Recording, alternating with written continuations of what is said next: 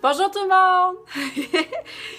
Mon nom, Catherine Huard. Je suis tellement dans la joie aujourd'hui de partager le 10 minutes pour Jésus et de partager la connaissance que j'ai reçue par le Saint-Esprit.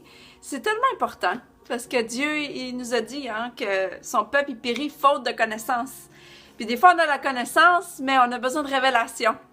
Donc, c'est vraiment important que je partage ça, qu'on ne soit pas dans l'ignorance, que je ne sois pas dans l'ignorance et que toi non plus. Et je vais vous partager à quel point tu es un chef-d'œuvre. Et ça fait partie God's plan. Ça fait partie du plan de Dieu de savoir qui nous sommes en Jésus-Christ.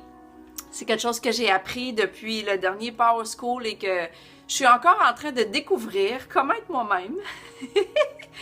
Juste comment être moi-même, comment s'aimer soi-même, si on peut aimer son voisin, parce que c'est un des deux premiers commandements que Jésus nous a donnés, qui englobe tout, parce que c'est dans son amour. Aime ton prochain comme toi-même et aime Dieu de tout ton cœur, de toute ta pensée, de toute ta force. C'est-à-dire, tout est à propos de toi, est toujours en louange, est toujours en train de penser à ce qui est bon, ce qui est généreux, ce qui est pur, ce qui est vrai.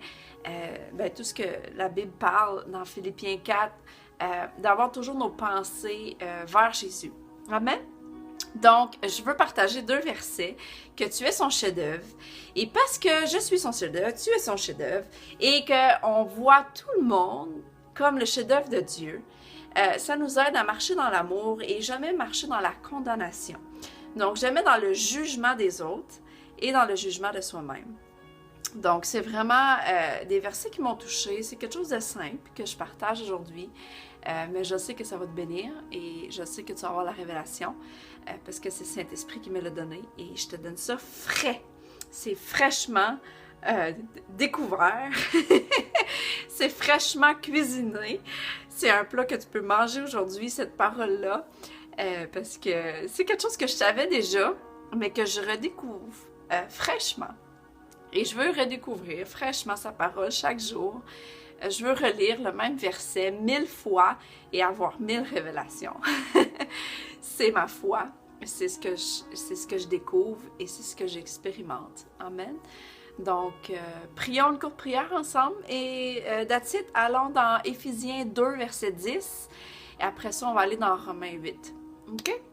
Merci Seigneur, merci Père éternel, merci pour les fraîches révélations, merci qu'on a été créés pour découvrir le chef-d'œuvre en nous, qui est toi, Jésus, et qu'on puisse être nous-mêmes et découvrir notre unicité à quoi nous sommes appelés à être pour le monde entier et être une solution dans cette saison chaotique que nous vivons.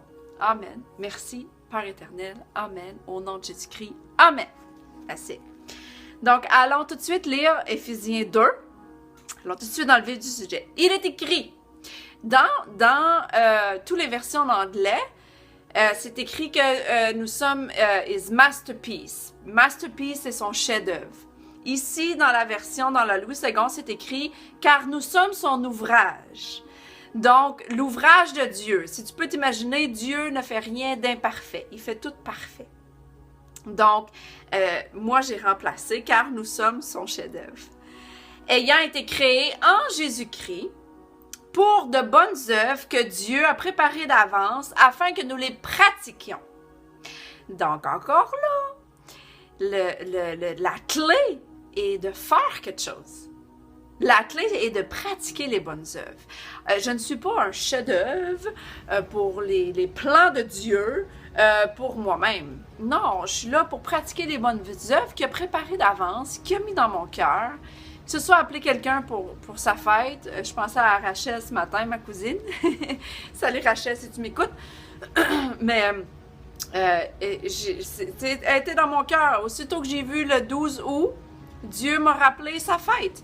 Donc, j'ai pratiqué la bonne œuvre. J'ai pas juste, c'est la fête de Rachel. Non, j'ai pris le téléphone, j'ai appelé. Et j'ai pas pu laisser de message vocal. Le message vocal n'a pas embarqué, mais j'ai laissé un texto. Donc, j'ai fait une bonne œuvre dans l'amour. J'aime ma cousine et je veux faire une bonne œuvre et souhaiter bonne fête aujourd'hui. Des fois, c'est très simple ce que Dieu nous demande à faire. C'est pas compliqué, c'est vraiment simple. Donc, ce qui m'amène à mon point que j'ai cliqué, qu'il n'y a aucune condamnation pour les enfants en Jésus-Christ, ça c'est le verset 8. Donc, quand tu regardes à ton chef-d'œuvre, tu regardes le chef-d'œuvre des autres, on le sait que quand l'artiste fait le chef-d'œuvre, il est là, puis il fait le chef-d'œuvre, il prend son temps, il voit tous les détails, mais c'est sûr que c'est pas parfait. Donc, peu importe ce que tu as vécu depuis ta naissance, dans le ministère, dans ta vie, avec ta famille, peu importe dans ton mariage, peu importe ce que tu as vécu, c'est parfait aux yeux de Dieu. C'est un chef-d'œuvre. Donc, on ne peut pas regarder dans le royaume, il n'y a pas d'erreur. Chaque chemin est unique en soi et nous aide à grandir pour qui nous sommes aujourd'hui. C'est pour ça qu'il n'y a pas de condamnation.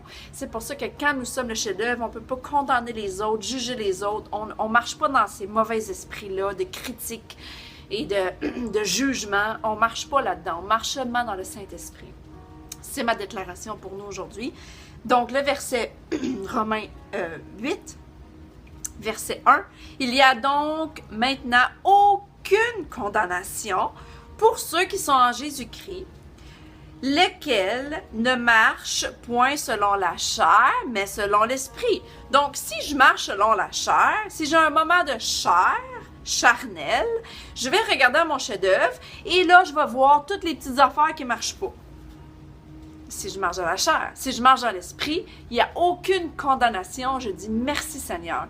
Et s'il y a de quoi qui a besoin d'être aligné, le Saint-Esprit est là pour nous l'indiquer.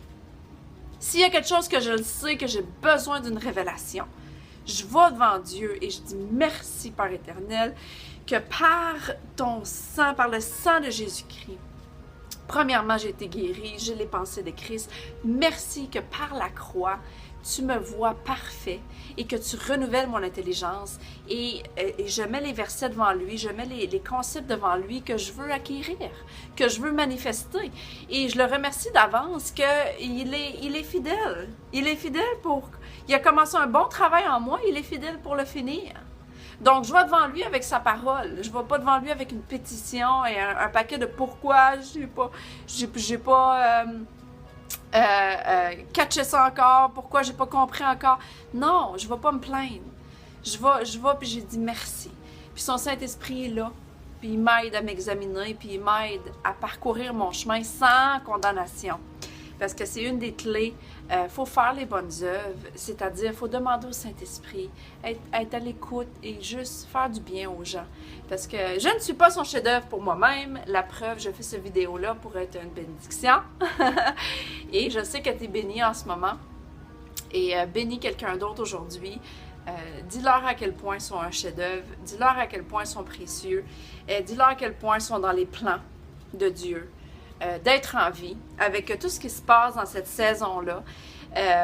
Pourquoi toi, tu es encore en vie? Pourquoi nous sommes guéris? Pourquoi nous avons encore la santé?